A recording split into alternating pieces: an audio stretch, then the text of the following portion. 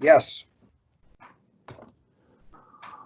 All right. Well, like I said, I recently had an application that I kind of worked through that kind of reminded me of a few things you got to watch out for when talking resolution of sensors in applications. So I put together this little presentation that will kind of go over the basics and hopefully allow you to figure out what to look for when as we're going. So so sensor range, assuming most of you pretty well know what the range of a sensor is, but for instance on this laser distance sensor, the specs would call out that it's a 50 to 8,000 millimeter range. So it's not going to measure something right up to its face. It needs to be about 2 inches or 50 millimeters out. And so that actual range is actually 7,950 millimeters that it's measuring, the full span of it. The pressure transducer might be 0 to 1,000 psi, 0 to 5,000, 0 to 10,000, whatever it may be, and it's actually measuring from 0 psi to 1,000. And then the application I was talking about was actually a wire draw encoder, and so if you're talking about an absolute wire draw encoder, it's measuring from 0 to 5,000 millimeters. It'd be very similar to the distance sensor, but doing it mechanically. And so knowing the range, when we talk resolution, what's that definition? Well, it's essentially the smallest change in measurement that can be detected by the sensor. So does sensor resolution equal process resolution? No, it doesn't. And we're going to get into the details of why that is. And if you guys have questions, just interrupt me and we can work through them then. So, so on this laser distance sensor, the spec sheet might say it's 1 millimeter resolution. So that sensor itself is going to be able to detect 1 millimeter changes in distance of the object. On a pressure transducer, you're more likely to see a percentage of resolution, and accuracy and resolution aren't necessarily the same thing. Accuracy is going to be that value you're getting is within a certain range of what it should be. But when we're talking 0.05% resolution, that would be over that 0 to 1,000 psi range. So if you divide that out, it's going to be 0.5 steps of psi. And so on the wire encoder, this one was advertised as, or the one that my customer had that I didn't sell to him was advertised at 0.1 millimeter resolution. Something, when we're talking resolution, you need to make sure that we know what they're referring to. And a lot of times there's a notation on the spec sheet that may have a footnote, but we'll get into this more, but need to make sure, what does that resolution refer to? Is that the best resolution possible, or is it the resolution at the overall range of the sensor or device? So we'll talk about that here in a little bit. So on these different sensors, we may have different outputs. There's lots of different analog signals. The two I'm going to focus on and are most common right now are 0 to 10 volts DC and 4 to 20 milliamp analog output. So let's say that the laser distance sensor is 0 to 10 volts. Well, how does that translate into a analog step or measurement step? So if you take that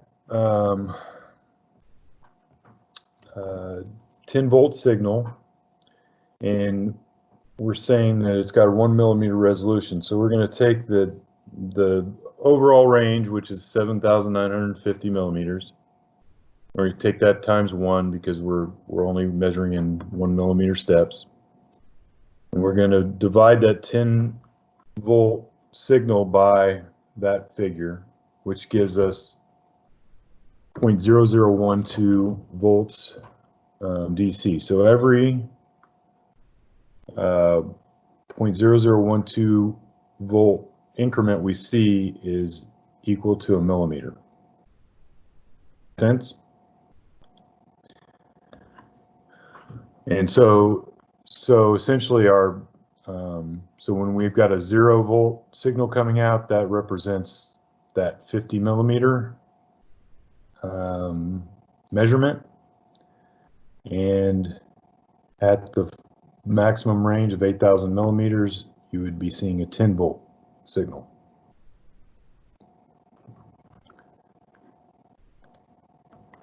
So when we get into 4 to 20 milliamp, our actual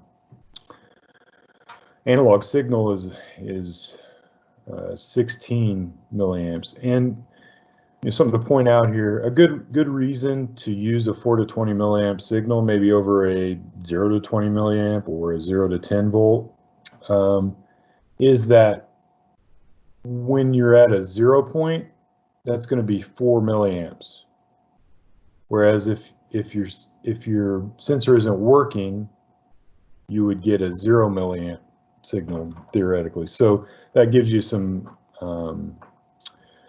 different diagnostic features, and knowing when you're actually at 0 in measurement, or you've got an issue with your sensor otherwise. So we're going to do the same thing with this one. We're going to take, since we're talking 0.5 psi steps, we're going to have 2 steps per psi, and we're going to take that 1,000 times that 2 steps and divide the 16 milliamps by that. So that's going to give us 0.008 milliamp steps. So for every 0.008 milliamps we get, it's 0.5 psi.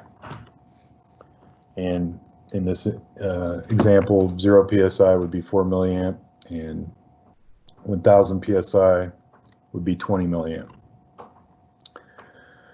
So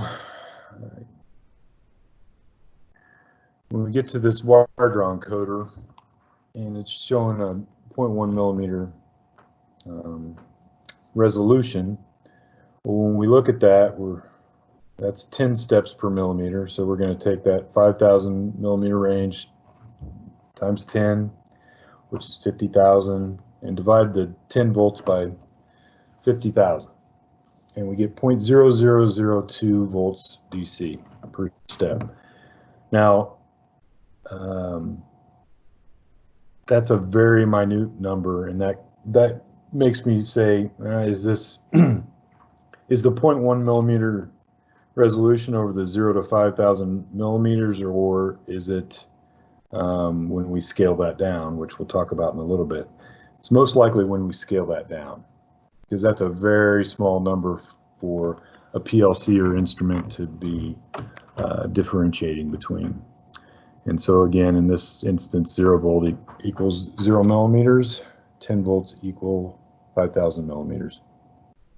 Does that all make sense to you guys? Yes. Yep. Yeah. I mean, I think you know, Ed, you dealt with this kind of stuff with some of the other control stuff. I think for just, I don't know, Dan, did you do much with this when you were doing flow stuff? Just a little bit. We have a lot of 4 to 20 devices.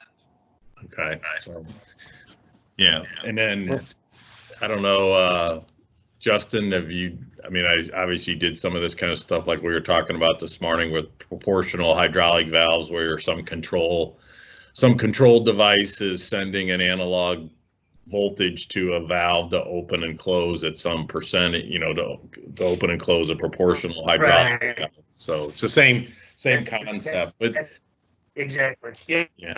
But I think you're going to understand. Troy's going to tie this together to something, because it's not just. I mean, you can have a highly accurate sensor like these are depicted here.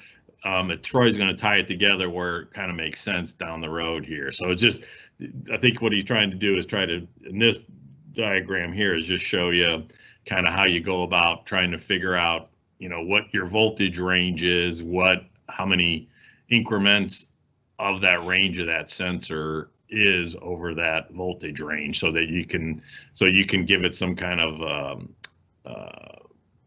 you know, not what I'm trying to say, the resolution of that plus the range is going to give you some kind of a representation of what you should be seeing with small incremental changes in the output from the device when the, you know, when the pressure changes or the distance changes. So. Yeah, and I don't want to just read over calculations here. I just want to make sure you guys understand it step by step. So we'll break it down what this all means. But and what brought this up, because it, you know, you can buy the most accurate sensor in the world, but if your control system can't interpolate that at some level, then the one's not going to really jive with the other. Yep. So we'll get into that here in a second. We'll move on. So we talked about range, and we talked about what the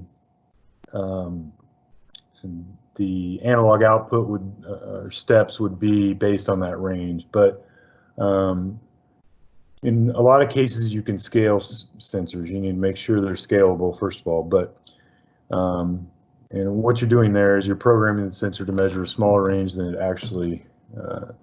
is actually capable of measuring.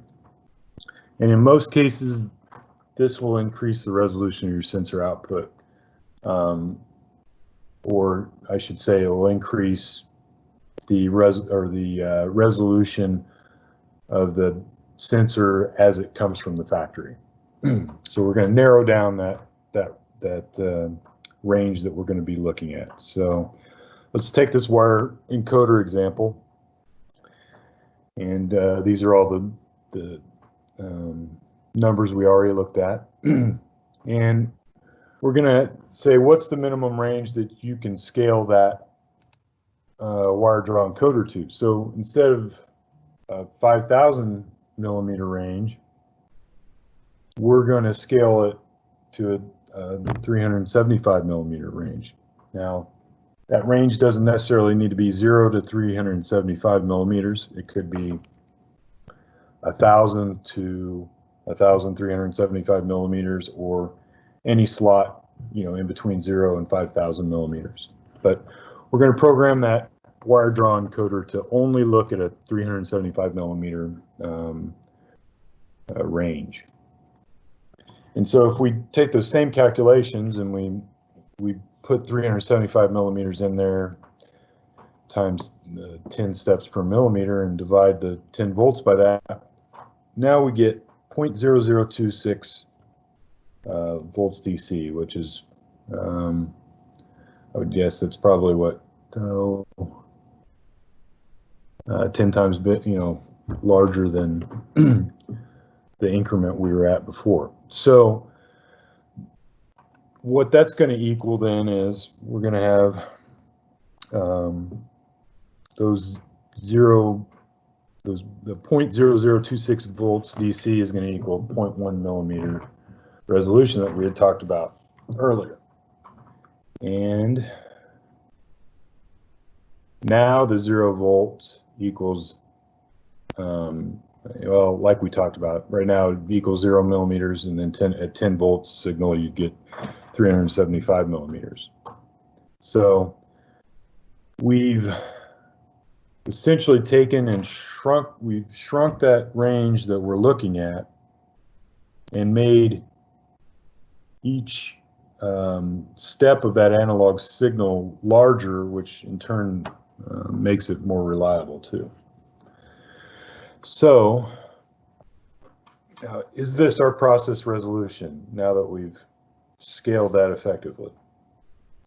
And the answer is going to be not necessarily. It could be, but most likely it's with other tolerances and other, as we go into our PLC, noise, things like that, it's probably not going to be quite that good. But what can we do to figure out exactly what our process resolution is?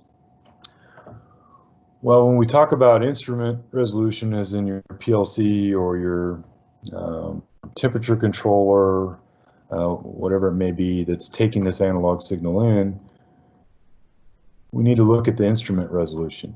And this instrument resolution is measured in units called bits.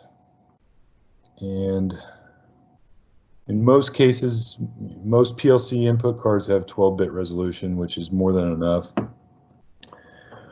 for majority of your applications. And this essentially relates to the margin of error for an instrument in reading the analog signal. But this resolution essentially equals how many divisions of the signal is possible for that device. So a 0 to 10 volt signal, how many times can we divide that? Essentially, what step measurements it's going to be able to read.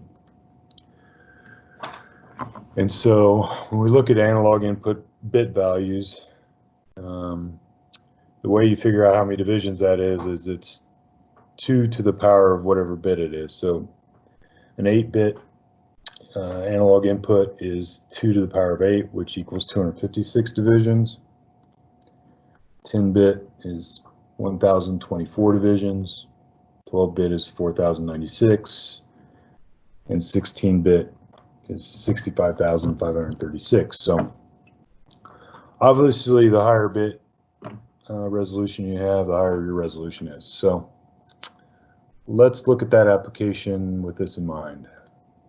So we already looked at, after we scaled it, the minimum range is 375 millimeters, and it looks like our encoder resolution is that 0.1 millimeter. Well, the question becomes, why is my customer only seeing measurement steps of 0.3 to 0.4 millimeters? So we need to look at the input card on the PLC. And what I found in this particular instance is the standard analog card on a certain Allen Bradley Micrologix PLC is only 10-bit, which equals 1024 divisions. So how does that relate to our resolution? So now if we take that 10 volts and essentially divide it by that bit number, we're going to get a 0.0097 volt DC step now. And that we can also figure out what that millimeter step is going to be. It's going to be 375 millimeters divided by that 1024. So you see that 0.366 millimeters. So regardless of, let me go back here. So regardless of what our resolution is on our encoder, even if it was less than 0.1 millimeter, say it was 0.01 millimeter, we are still not going to ever see a better resolution on our PLC or display when we're looking at that process value than looking at 0.366 millimeter increments. Does that make sense? Does to me, and Memphis Yes. said, yeah. So that's the critical part here, where because some customers may not go through this whole exercise and they'll call you and say this thing's not accurate. Well, it may not be, and they're going to blame it on the encoder or the pressure sensor or whatever device that's feeding the signal, and they're not going to think it could be something on the other end from the device. Right, absolutely. And luckily I didn't sell this encoder to this customer, but I helped them through understanding it, and it's going to benefit us down the road. But they bought this encoder and said, well, the resolution says 0.1 millimeter. Well, it can be the greatest encoder in the world. If your analog input card doesn't have enough resolution, you're not going to be able to see the resolution of the encoder. So, especially if it's a highly accurate one, you know. I mean, in Absolutely. some applications, this, you know, that may be fine, but if they're doing some kind of finite cut to length or want to really get down to a very finite measurement point on something that they're, you know, that's very expensive. I mean, if, you know, if the PLC can't read that kind of resolution, you know, then they need to figure something out, obviously, but they could be giving away more product than they want to, you know, than what they're charging for. right. In this particular application, they were using it on a press brake to determine their RAM position. And when they're doing bins, I think it's a little bit to, you know, they were looking for kind of around that 0.1 millimeter resolution, which I think is quite a bit to ask in this particular application, but they couldn't figure out why they weren't getting anywhere close to that. And first of all, they hadn't scaled the encoder correctly, so they were looking at a much larger area. So I walked them through that, and that improved their resolution quite a bit, and they were getting a lot closer, but they still weren't getting close enough to that 0.1 millimeter. And they, no matter what they did, they couldn't. Well, determined that their analog card didn't have high enough resolution, so there wasn't much they could do. So it can work the other way around too. So just because you got high resolution on your input card, if your sensor doesn't have enough resolution, it's not going to matter how much resolution you have on the PLC card. I think that's pretty obvious, but I want to bring that up too. So another thing that can affect your resolution or accuracy, probably more likely, is going to be electrical noise. You know, we're looking at a very finite measurement of an electrical signal, so noise can come into play here. So it's something to keep in mind. And in talking about all this, analog signals, they're a great, you know, quick and dirty way to measure something. And I don't think that'll ever go away completely, but you know, if you're really looking for accuracy, a digital signal is going to ultimately be the best choice, because over communications, we can send the exact value of whatever that sensor is reading. So that's going to allow you to maximize the resolution of your sensor. So if that sensor is reading 0.0, you know, 1 micron of resolution, it can communicate that exact micron measurement to the device through communication. So it can say that is 1.351 millimeters, because it's actually communicating that number. It's not interpreting that into an analog signal, if that makes sense. Yeah, it does to me. Does that for, I mean, I know some of this is maybe over to everybody's head here a little bit, but so the point that Troy's trying to make is you're going to get higher accuracy or higher resolution if you use digital comms, because you're actually sending, you're not using an electrical signal at that point. You're sending a, you know, it's not an analog signal, it's digital, and it's you know, raw data, accurate raw data. It's not a resolved output like you would have with an electrical output. Yep, understood. Go ahead. I get it. Yep. Yeah. Yeah, that's basically it. And I can see the other you thing guys, that, and the other thing that can affect that a bit, you know, is with these encoders is vibration, or you know, mechanical movement. That's, you know, so sometimes you'll get into where the guy will call you and say the encoder's reading values that aren't accurate, and it could be mechanical vibration from the machine, or, you know, there's some, especially on these rope pull encoders, mean, if you start looking at that kind of resolution, you just barely tug that thing, and that could be, it could simulate that it moved 10 millimeters or something, you know, with just a little, adjustment and tension. So what a lot of people will do, so when I've gotten into applications like this where people are looking for real high accuracy, you just want to, I mean, the takeaway here or the moral of this is be sure that you make the customer understand that. And